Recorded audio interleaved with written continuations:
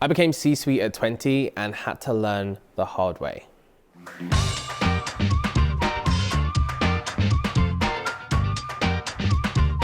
Jordan Schwarzenberger is co-founder of Arcade Media.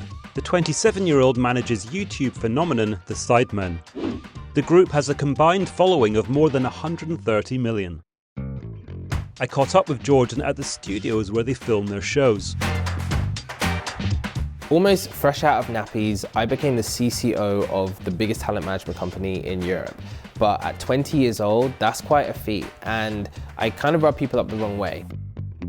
Jordan had dropped out of uni to join Vice and then Lad Bible. He started a digital talent agency at 19, then was headhunted to join the talent agency YMU as Chief Creative Officer. So when I started off, it was all fine, but then as time went on, I had to learn how to try and establish my position. How was I, a 20-year-old, sat here as Chief Creative Officer of this massive company? And being so young, I felt imposter syndrome, and that led me to being a little bit, let's call it arrogant, let's call it slightly brash. I thought I had to drive. I thought I had to really lead. I thought I had to be the big guy because I've been given this big role, big title, big salary, and needed to prove myself. In reality, it was imposter syndrome through and through, and I just wasn't totally comfortable in this role, so I had to find my feet.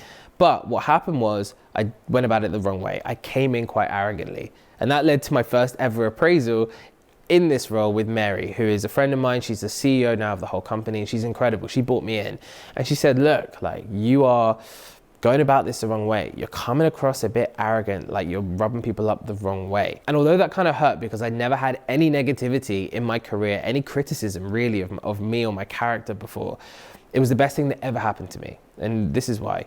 Because off the back of that, I learned very quickly that no, the way I needed to build my career was to help others. The way I needed to build my career was to lead from the back, to be supportive, to be a service for as many people as I could be. It wasn't going to work, me trying to drive, push and lead and almost bulldoze everyone out the way.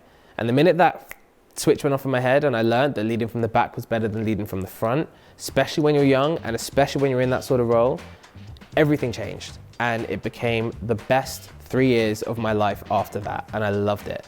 But it all happened and it all succeeded because of that single appraisal, because I had to learn the hard way.